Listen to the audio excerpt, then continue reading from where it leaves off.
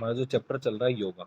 Okay, तो yoga, what is yoga and what is the importance of yoga in our life, ये सब चीज़ें हमें देखनी है। ओके, सबसे पहले हमने स्टार्ट किया था कि मीनिंग ऑफ योगा, योगा का मीनिंग क्या है। तो सिंपल लैंग्वेज के अंदर या फिर एक जो हम पढ़ते हैं उस तरीके से आप देखोगे तो योगा का मतलब है यूनिफिकेशन ऑफ आत्मा विद परमात्मा।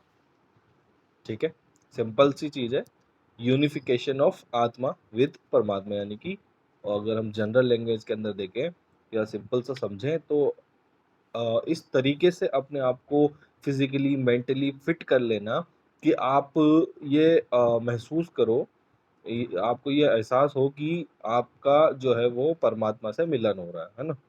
यानी कि जस्ट लाइक आप मेडिटेशन करो तो आपको बिल्कुल कुछ भी आसपास ऐसा नहीं होना चाहिए, आपको कुछ फील ही नहीं हो, आप सिर्फ मेडिटेशन कर रहे हो, आप सिर्फ ध्यान लगा रहे हो, इससे आपकी कंसंट्रेशन बढ़ेगी। ओके, और आप जब फिजिकल एक्टिविटीज़ करते हो तो आपकी बॉडी की फ्लेक्सिबिलिटी, मूवमेंट्स, मसल्स स्ट्रेंथनेस, ये सब चीज़ें इम्प्रूव होती है।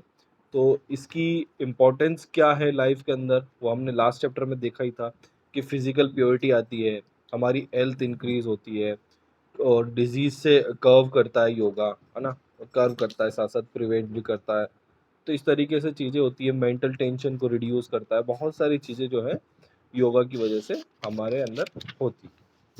ओके, तो इसकी वजह से आप अपनी एथिकल और मॉरल वैल्यूज़ को अचीव कर सकते हो, आपकी बॉडी पोस्चर को सही करने में हेल्प करता है, बहुत सारी चीज़ें होती है। ठीक है, तो ये आपको याद करनी है। अब नेक्स्ट जो टॉपिक है हमारा वो है एलिमेंट्स ऑफ योगा। ओके, तो एलिमेंट्स ऑफ योगा के अंदर आप देखेंगे, स्टार्ट करते हैं, योगा के 8 एलिमेंट्स होते हैं, अलग अलग स्टेजेस के अंदर अलग अलग एलिमेंट्स योगा के वर्क करते हैं। तो फर्स्ट एलिमेंट है योगा का यम, सेकंड नियम, थर्ड आसन, फोर्थ प्राणायाम, फिफ्थ प्रत्याहारा, सिक्स धरना, सेवंथ ध्यान और एट्थ समाधि। ठीक है, यम से स्टार्ट करेंगे। Yama, the total words are in Sanskrit. Okay, तो यम वर्ड है, यम से स्टार्ट होता है, इसके बाद में नियम आता है ना, ये सब चीज़ें इसके अंदर आती हैं। लास्ट जाकर के एंड जो होता है योगा, मतलब जब आप बोला ना, हमने पढ़ा ना योगा का मतलब आत्मा का परमात्मा से मिलन, तो वो मिलन कब होता है, जब समाधि वो ले लेता है, ये कंप्लीट योगा है। ये अगर जब जब आप ये सब चीज़ें कंप्लीट करते हो, दैट्स कॉल्ड योगा। सिंपल सा सिर्फ किसी आसन को कर लेना योगा नहीं होता। तो स्टार्ट करते हैं यम के साथ में। फर्स्ट जो है वो यम है। Yama is the first element of ashtanga yoga. ठीक है, योगा का फर्स्ट एलिमेंट है वो है yama. Through the practice of yama one can abstain from doing things that keep one's mind involved in the inevitable struggle for survival. Okay, तो अब इसके अंदर भी यम के भी जो है 5 एलिमेंट्स हैं अलग अलग तरीके के। Yama consist of 5 moral codes of conduct. ठीक है, यम के अंदर 5 मॉरल कोड ऑफ कंडक्ट्स हैं। According to Maharshi Patanjali there are 5 yama, 5 yamas होते हैं जो कोड ऑफ कंडक्ट से, मतलब जस्ट लाइक आप देखो यम के अंदर भी 5 तरीके की चीजें होती है। फर्स्ट इज अहिंसा, सेकंड सत्य, थर्ड इज असत्य, फोर्थ इज ब्रह्मचर्य, एंड लास्ट इज अपरिग्रह। ये सब चीजें होती है यम के अंदर। पहला मतलब, जैसे आप सपोज करो, यम का मतलब है आपको अपना गोल डिसाइड करना है, आपको प्रतिज्ञा लेनी है, दैट्स कॉल्ड, आपको ओथ लेनी है ना। ओथ, यम का मतलब ओथ से आप इसको लगा लो, इसको आप ओथ से लगा सकते हो। तो फर्स्ट ओथ है हमारी अहिंसा या non violence. It means one must keep away from causing harm to any organism और human being. Anxiety, jealousy, hate, anger and such types of negative emotions are included in violence. ठीक है, तो it means one must keep away from causing. Yama का मतलब, अहिंसा का मतलब है कि आप जो दूसरे कोई भी एनिमल्स हैं, ऑर्गेनिजम्स हैं या ह्यूमन बीइंग्स हैं, उनको हार्म ना करें, है ना, उनको हार्म ना करें, दैट्स कॉल्ड यम, सॉरी अहिंसा, उनको हार्म ना करें। अब ये किसके, वायलेंस कौन कौन सा हो सकता है, किस तरीके का, जरूरी नहीं आप किसी को मारो पीटो, दैट्स कॉल्ड वायलेंस, नो। किसी से एंजाइटी करना, जेलस होना किसी से, उसको हेट करना, उसके ऊपर एंगर होना, गुस्सा करना, है ना? ये सब नेगेटिव इमोशंस होते हैं जो कि वॉयलेंस के अंदर इंक्लूड होते हैं। So we must remain away from these emotions. We must we must not injure anyone, ठीक है? हमको इन सब से बाहर निकलना है, इन सब से दूर होना है विदाउट किसी भी चीज को मतलब किसी को हार्म किए हुए, किसी को बिना हार्म किए, मतलब किसी को इंजर्ड ना करें, उस तरीके से इन सब चीज़ों से बाहर निकलना है। इट मीन्स अहिंसा वर्ड से आप समझ गए होंगे कि आपको नॉन वायलेंस रखना है। कभी भी अगर योगा कर रहे हो आप, है ना? योगा करते हो आप, मेडिटेशन करते हो, सब चीज़ करते हो, बट आप किसी के ऊपर पर्पल में गुस्से होते हो, that's called, it's not yoga. Yoga ये चीज़ नहीं सिखाता, है ना? योगा सिखाता है आपको नॉन वायलेंस करना। तो आप किसी के ऊपर गुस्सा ना करें, उससे जेलस फील ना करें, एंजाइटी ना रखें, ये सब चीज़ें किसी से नफ़रत ना करें, है ना? हेट ना करें, ये सब चीज़ें इसके अंदर आती है। सेकंड इज़, जब आप अगर आप अहिंसा के ऊपर चल रहे हो तो आपको चलना पड़ेगा सत्य के ऊपर, ठीक है? Satya is truthfulness. Satya is an important yama according to satya, we must be truthful in thought, word and deed, ठीक है? हमको सब चीज़ों के अंदर, थॉट में, बोलने के अंदर, डीड के अंदर, सब चीज़ों के अंदर जो है वो ट्रूथफुल होना है, मतलब सच्चा रहना है। We must not tell a lie, we must abstain from falseness of any kind, ठीक है? हमको दूर रहना है falseness से। We must not speak to other in deceitful manner, we must speak the truth at any cost. हमेशा क्या बोलना है? सच बोलना है किसी भी कॉस्ट के ऊपर। नेक्स्ट इज है ट्रुथ के बाद में आता है, ट्रुथफुलनेस के बाद में असत्य, सत्य के बाद में आता है असत्य। असत्य means non stealing, the propensity to use their objects, money or thoughts for our own benefits in stealing. We must abstain from it. Even thinking about stealing something is wrong. क्या है? जब आप सत्य पे चल रहे हो तो ऑब्वियस सी बात है कि आप असत्य को छोड़ दोगे, असत्य नहीं होगा। जब सत्य वाला ट्रुथफुलनेस आपकी लाइफ के अंदर रहेगा तो फॉल्सनेस तो वैसे ही चला जाएगा। बट फिर भी क्या होता है कि जब कभी-कभी ऐसी चांसेस हो जाते हैं कि आपको किसी चीज़ की नीड है, वहाँ पे आप झूठ बोल लेते हो। बहुत सारी चीज़ें होती हैं ना लाइफ के अंदर, ऐसा नहीं है कि बिल्कुल आदमी जो जनरल पर्सन है उसकी बात बता रहा हूँ मैं। कभी-कभी जो बिज़नेसमैन्स होते हैं वो अपने बिज़नेस के अकॉर्डिंग झूठ बोलने लग जाते हैं कि नहीं हमको तो ऐसा हो रहा है, वैसा हो रहा है। बहुत सारे लोग होते हैं जो अपने बेनिफिट्स के लिए झूठ बोलते हैं। बट अगर जो योगा करता है, जो योगा से रिलेट है, वो कभी भी झूठ नहीं बोल सकता, वो सत्य पे ही हमेशा रहता है। Next is brahmacharya. Not to take a diet that stimulate sexual desire, ठीक है? not to read pornographic or sex related literature, and not to indulge in sexual relation is called brahmacharya. Okay? तो ब्रह्मचर्य वर्ड से आप लोग समझते भी हैं, बहुत से लोगों ने देखा भी है कि ब्रह्मचर्य क्या होता है। बट सिंपल सा इसके अंदर क्या है कि कोई आदमी अपनी सेक्सुअल नीड को कंट्रोल कर ले। ह्यूमन कोई सा भी ह्यूमन हो, मेल फीमेल जो भी हो, वो अपनी सेक्सुअल नीड को कंट्रोल कर ले, तो दैट्स कॉल्ड, वो अपना ब्रह्मचर्य अपना लेता है ना? We must keep the above points in our mind so that we can follow the path of brahmacharya, ठीक है? अभी कभी वो अपनी मतलब वो सेक्सुअल डिजायर को पूरा ना करे, सेक्स रिलेटेड रिलेशन ना पड़े, बहुत सारी चीजें है ना, वो इन सब चीजों से दूर रहेगा वो, तब जा करके वो अपने ब्रह्मचर्य का पाथ जो है वो फॉलो कर सकता है या कर सकती है। Next and last is aparigraha. Aparigraha means to collect money and property for self interest and on the contract. Aparigraha means aparigraha means to lead a life with minimum requirements, ठीक है? पारिग्रह का मतलब होता है कि अपने लिए मनी और प्रॉपर्टी और जो भी अपनी चीजों के इंटरेस्ट की चीजें हैं उन सबको इकट्ठा करना, उन सबके साथ लाइफ जीना। मतलब आप मनी के लिए काम करते हो, प्रॉपर्टी के लिए काम कर रहे हो, अब तो घूमना फिरना है उसके लिए काम कर रहे हो, दैट्स कॉल्ड, ये सब चीजें पारिग्रह के अंदर आती है। अपारिग्रह क्या होता है? अपारिग्रह होता है कि आप अपने जीने के लिए मिनिमम रिक्वायरमेंट वाली जो चीज है वो उसको अचीव करें। ओके? मतलब उसी के साथ अपन जी सके। जैसे सिर्फ आपको खाना पीना है, रहने के लिए सिर्फ एक छत चाहिए, मतलब छत भी इन द सेंस ऐसी हो कि कोई, वो जरूरी नहीं है कि अपनी जो आजकल की छत होती है वैसी हो। कुछ भी आप, मतलब सिर्फ आपको जीने के लिए जो मिनिमम रिक्वायरमेंट है, जो खाना पीना होता है, कपड़े पहनने वनने होते हैं, वो चीज करे बस, उसके अलावा कुछ ना करे। That's called aparigraha. मतलब अपन जो सिर्फ योगा देखते हैं ना, वो योगा नहीं है। योगा कंप्लीट अलग, आप स्टार्टिंग से करो, वो अलग चीज होती है। ओके? तो ये अपने इसके पार्ट थे, यम के 5 पार्ट थे। फर्स्ट इज फर्स्ट था हमारा सॉरी अहिंसा, सेकंड इज सत्य, थर्ड इज असत्य, फोर्थ इज ब्रह्मचर्य एंड लास्ट इज अपारिग्रह। ये सब चीजें यम के अंदर आती है। नेक्स्ट एलिमेंट जो है हमारा योगा का वो है नियम। Niyams, niyams are related to individual's body and senses.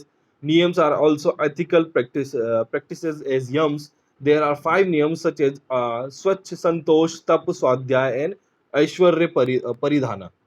ठीक है, तो जैसे 5 एलिमेंट्स थे हमारे यम के, उसी तरीके से उन 5 एलिमेंट्स को या उन मोरल वैल्यूज को कंप्लीट करने के लिए हम ये तो सब हमने सोच लिया है ना। यम का मतलब आपने सोचा, आपने थिंक किया कि मुझे ये करना है, आपने गोल डिसाइड किया। यम का मतलब आपने अपने गोल्स डिसाइड किए, जिसके अंदर आपका अहिंसा, सत्य, असत्य और ब्रह्मचर्य और अपारिग्रह ये सब चीज आ गई। लेकिन अब इनको कैसे अचीव करना है, तो उसकी प्रैक्टिस, दैट्स कॉल्ड नियम। मतलब उसके लिए नियम फॉलो करना, उसके लिए नियम बनाना, ये सब चीजें जो है वो नियम के अंदर आता है। तो फर्स्ट है स्वच्छ। Swachh means purity, we must be clean physically as well as mentally. Swachh means obviously बात है प्योरिटी होता है। इसका मतलब है कि हम फिजिकली और मेंटली दोनों तरह से क्लीन हो, मतलब हमारे ऑर्गन सिस्टम अच्छे से वर्क करें, सब कुछ प्रॉपर चल रहा हो और हमारी सोच जो है वो भी अच्छी होनी चाहिए। We must keep our body clean externally as well as internally, है ना। हमारी बॉडी को एक्सटर्नली क्लीन करना है, इस तरीके से हमारे इंटरनली क्लीन करना है। हमारे जो दिल है उसका वो भी साफ होना चाहिए। ये हमारा सब आता है किसके अंदर, स्वच्छ के अंदर। Special emphasis is given to purity of internal organs is yoga.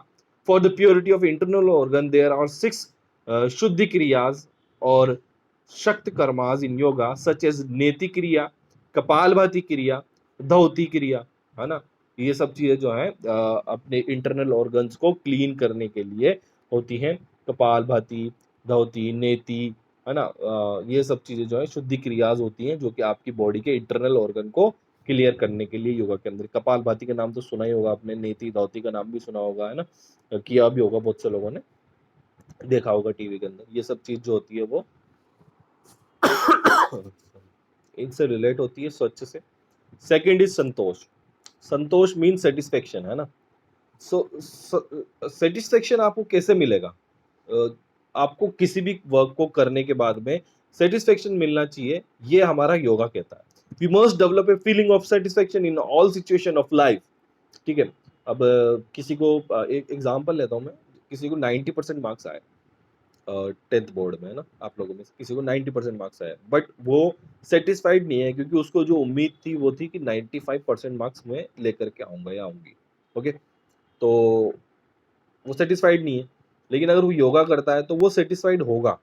Yoga का मतलब होता है कि आप किसी भी चीज से सेटिस्फाइड हो, कि हाँ मैंने 90% मार्क्स लेकर होगा, इट्स वेरी गुड, है ना। बहुत सारे स्टूडेंट्स से ज्यादा मेरे मार्क्स हैं और बहुत सारी चीजें। तो इसी तरीके से आपको अपने आप को सेटिस्फेक्शन वाली फीलिंग्स लेना लेकर के आनी है सभी सिचुएशन में, कि ठीक है अगर कुछ गलत भी हो रहा है तो इट्स ओके, सब सही हो जाएगा। ये सब चीजें सोचनी है। ये होता है संतोष, इसको हम बोलते हैं सेटिस्फेक्शन। संतोष मीन कंटेंटमेंट। ठीक है, कंटेंटमेंट का मतलब भी ये होता है कि अगर कुछ गलत हो रहा है तो भी आप ये रखो कि नहीं, ध्यान रखना है कि नहीं आगे सब सही हो जाएगा।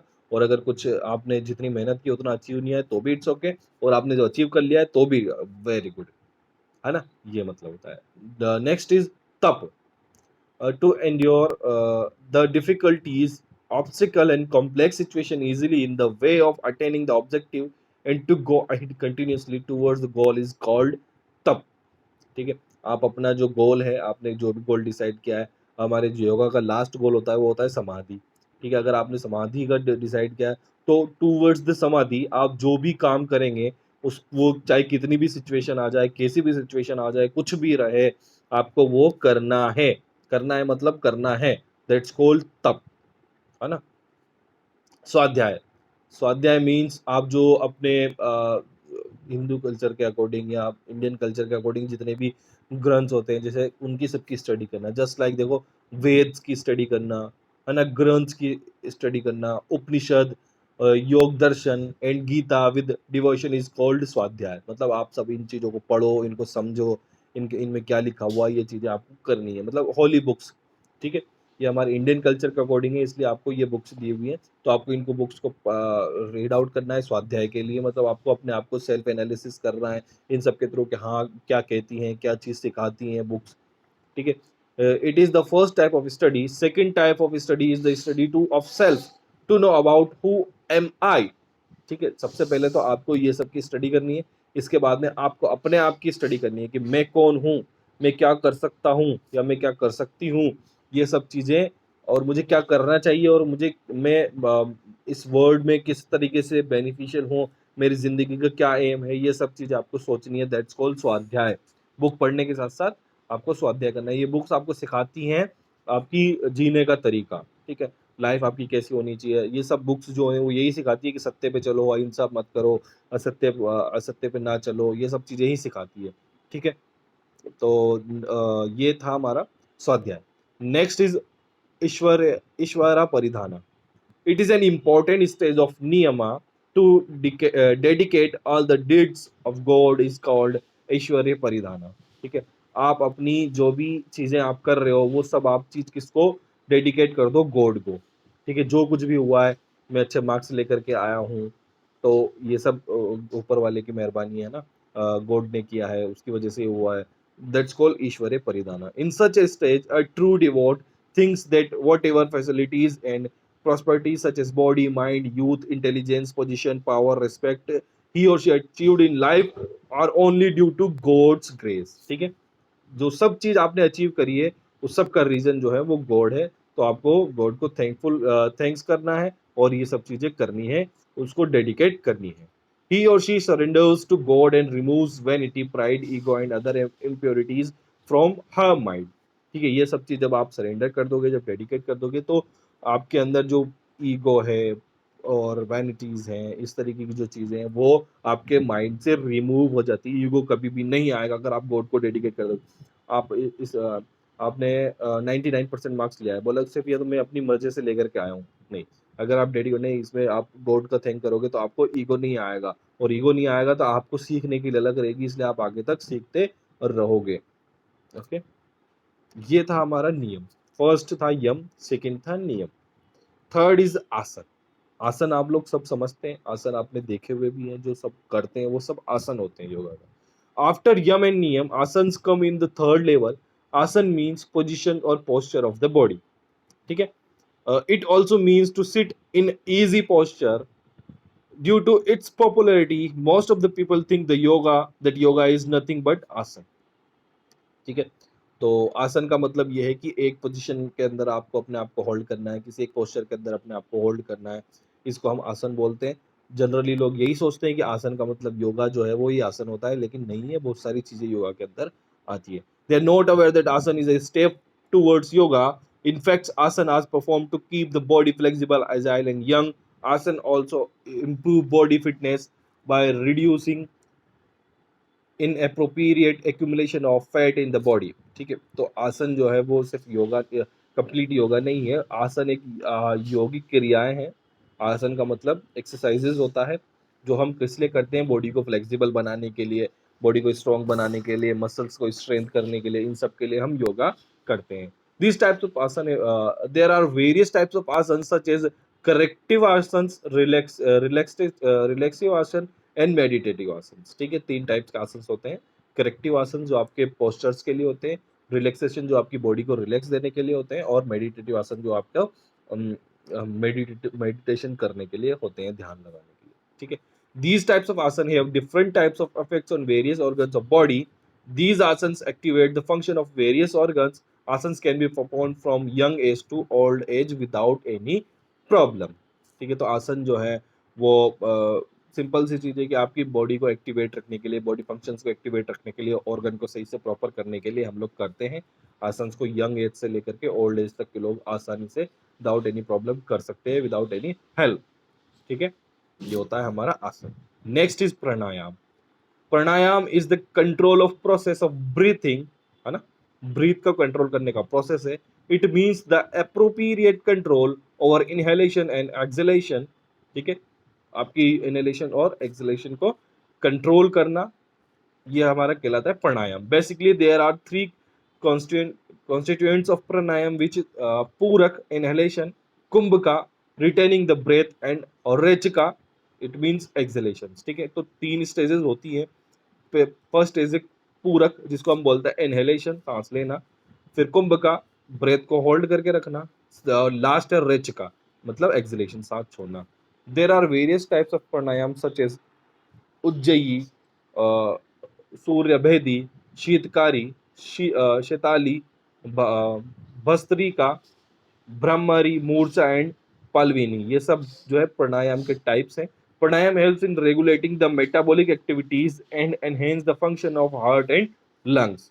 ओके, मेटाबॉलिक एक्टिविटीज को जो है वो रेगुलेट करता है और लंग्स और हार्ट के फंक्शंस को इनहेंस करता है, मतलब उनके फंक्शंस को इंप्रूव करने का वर्क करता है. It also provides longevity of life. Okay,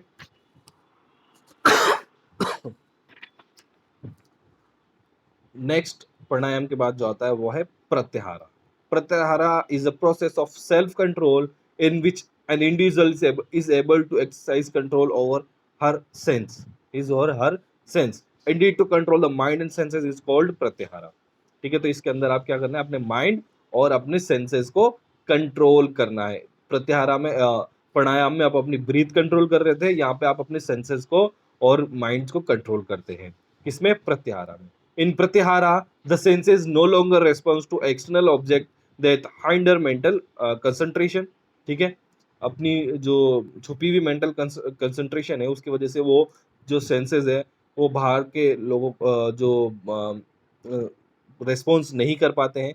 the attachment of various senses such as words, beauty, touch, taste, smell etcetera diverts the individuals from the way of self welfare.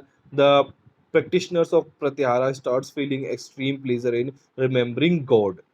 Okay, तो प्रत्याहार का मतलब क्या है, जो आपके सेंसेस है उनको मोर एक्टिव करना. आप अपने माइंड पे अच्छा से कंट्रोल रखें, सेंसेस पे अच्छा से कंट्रोल रखें. जो सेंसेस होते हैं जैसे वर्ड्स के सेंसेस है, हमको क्या बोलना है, क्या बोलना है, क्या नहीं बोलना है. टच का सेंसेस है, टेस्ट का सेंसर है ना, और स्मेल, और इन सब के सेंसेस जो है वो अच्छे से वर्क कर सके आपके. ये प्रत्याहारा का मकसद है और इसलिए हम प्रत्याहारा की एक्सरसाइजेस करते हैं. नेक्स्ट इज धरना. धरना is the concentration of mind. ठीक है, यहाँ पे हम सेंसेस को एक्टिवेट कर रहे थे प्रत्याहारा के अंदर, और यहाँ पे कंसंट्रेशन ऑफ माइंड.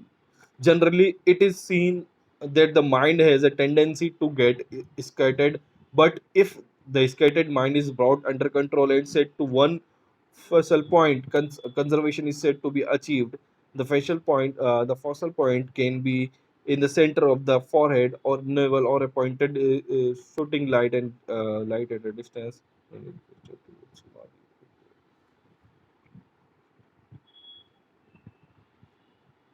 ठीक है, धरना का मतलब क्या है, धरना एक मेंटल टाइप की एक्सरसाइजेज होती है. ठीक है, आप धरने का मतलब आपने देखा भी होगा, सुना भी होगा. धरना जब कोई देता है, मतलब जो हम पॉलिटिक्स में देखते हैं कि धरने पे बैठ गया. धरने का मतलब एक जगह बैठ जाना और अपनी मेंटल एक्सरसाइज करना. मतलब जस्ट आप मेंटली इतना प्रिपेयर रहना कि नहीं मुझे ये करना है. ठीक है, ये मुझे करवाना है, ये करना है. तो धरना जो है वो आपको आगे की जो हमारे एलिमेंट्स है, ध्यान और समाधि, उसकी तरफ लेकर के जाता है. मतलब आपको एक तरफ बैठना है और अपने माइंड को कंट्रोल करना है. अब next is dhyana. Dhyana is a process of complete constancy of mind. It is a stage prior to samadhi. Okay, समाधि से पहले की स्टेज है. Generally dhyana remain attached to all life at every moment. Okay, whenever we perform any specific task in the family, it is usually advised to do that task with ध्यान. ध्यान से करो, मतलब हम कुछ भी करते हैं तो यही बोलते हैं ध्यान से करो, मतलब अच्छे से करो. But we do not understand is appropriate meaning. In fact, ध्यान is a complete concentration of mind over a period of time without any distraction.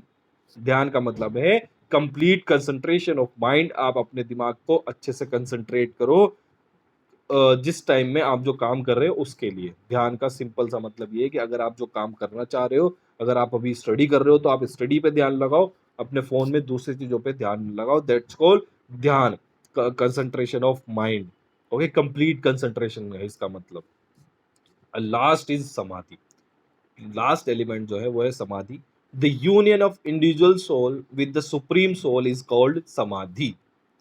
एक किसी भी इंडिविजुअल सोल्स का किसी भी सुप्रीम सोल से, जिसको हम गॉड बोलते हैं, उससे मिलना, दैट्स कॉल्ड समाधि. Samadhi is also called the checking or destruction of all the impulses of mind during the stage of dhyan. When the disappearance of self-awareness takes place, the yogi or yogini attains the stage of samadhi.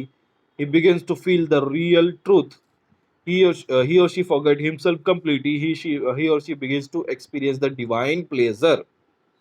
ठीक है, simple सा क्या है, समाधि का मतलब ये है कि आप पूरी सब कुछ चीजों से आपका ध्यान हट गया, सिर्फ आपका कंसंट्रेशन एक ही जगह पर है जो आप करना चाह रहे हो. आप अपनी यूनियन सोल, जो सॉरी ये सुप्रीम सोल है, उससे मिलना चाह रहे हो, तो इट मीन्स आप वो चीज फील करोगे, वो चीज सोचोगे, है ना. दैट्स कॉल्ड समाधि. मतलब आप एक जगह बैठ जाओ, अपने माइंड को इस तरीके से कंसंट्रेट कर लो कि आप बिल्कुल जो करना चाहते हो, आप चाहते हो कि मुझे जो यूनिवर्सल सोल है, मतलब सुप्रीम सोल है, उससे मिलना है, परमात्मा से मिलना है, तो आप बिल्कुल एक जगह ऐसे ध्यान लगा के, समाधि लगा के बैठ जाओ. इतनी कंसंट्रेशन करो कि आप ये फील करने लग जाओ कि हाँ, आप ये उनसे मिल रहे हो, उनके सामने बैठे हो, उनसे बात कर रहे हो. तो दैट्स कॉल्ड समाधि. ठीक है. समाधि का मतलब ये नहीं है कि मर जाओ. समाधि का मतलब ये है कि इस तरीके से इतना कंसंट्रेट कर लो कि आप वो सब चीज़ें ईजी वे में कर सको. ठीक है. तो ये आपके एलिमेंट्स ऑफ योगा थे, जो आज कंप्लीट हो गए हैं. अगर किसी को कुछ समझ में नहीं आया तो वो पूछ सकता है. ज्वाइन इतने सारे स्टूडेंट्स ने किया था, बचे 2 स्टूडेंट्स है. Very good.